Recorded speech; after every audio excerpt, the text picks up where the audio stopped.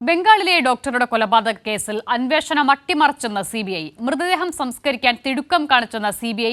ആശുപത്രി അഡ്മിൻ പോലീസുമായി ഒത്തുകളിച്ചെന്നും സിബിഐയുടെ അന്വേഷണ റിപ്പോർട്ടിൽ പറയുന്നു. വിവരങ്ങൾ നൽകാൻ ശരത്ത് ചേരുകയാണ്. ശരത്ത്, ഞെട്ടിപ്പിക്കുന്നതും അതേസമയം തന്നെ ഗുരുതരവുമായ കണ്ടെത്തലാണ് സിബിഐയുടെ ഭാഗത്തുനിന്നുണ്ടാകുന്നത്. എന്തൊക്കെയാണ് ഈ റിപ്പോർട്ടിലെ മറ്റു വിവരങ്ങൾ?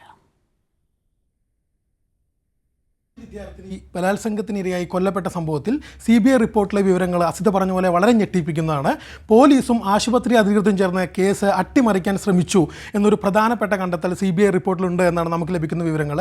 പ്രധാനമായിട്ടും അവർ പറയുന്നത് FIR രജിസ്റ്റർ ചെയ്യാൻ വൈകി വീണ്ടും പോസ്റ്റ്മോർട്ടം നടത്തണമെന്ന വിദ്യാർത്ഥിനിയുടെ മാതാപിതാക്കൾ ബന്ധുക്കൾ നടത്തിയ ആവശ്യം, അല്ലെങ്കിൽ അവരുടെ ആവശ്യം ആശുപത്രി അധികൃതർ അംഗീകരിച്ചില്ല. ആശുപത്രി അഡ്മിൻ പോലീസുമായി ചേർന്നുകൊണ്ട് കേസ് ഒത്തുതീർപ്പാക്കാൻ അല്ലെങ്കിൽ ഇടപെട്ടുകൊണ്ട് അട്ടിമറിക്കാൻ ശ്രമിച്ചു എന്ന് പറയുന്നുണ്ട്. ഇതുപോലെ മറ്റൊരു പ്രധാനപ്പെട്ട ആരോപണം ആർജിക്കർ മെഡിക്കൽ കോളേജിലെ പ്രിൻസിപ്പളായിരുന്ന സന്ദീപ് ഘോഷിനെതിരെയും സിബിഐ റിപ്പോർട്ടിലുണ്ട് എന്നാണ് നമുക്ക് ലഭിക്കുന്ന വിവരങ്ങൾ.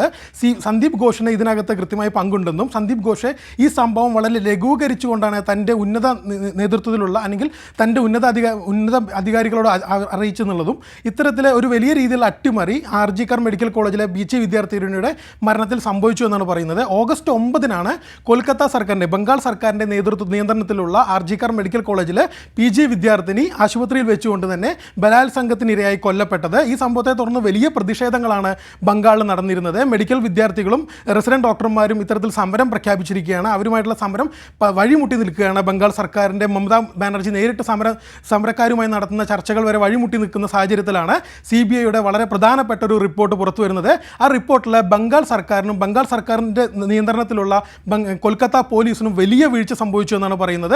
അതുപോലെ മറ്റൊരു പ്രധാനപ്പെട്ട കാര്യം, ഈ പറഞ്ഞതിൽ ആശുപത്രി അധികൃതരുടെ ഭാഗത്തുനിന്ന് വലിയ വീഴ്ച സംഭവിച്ചു.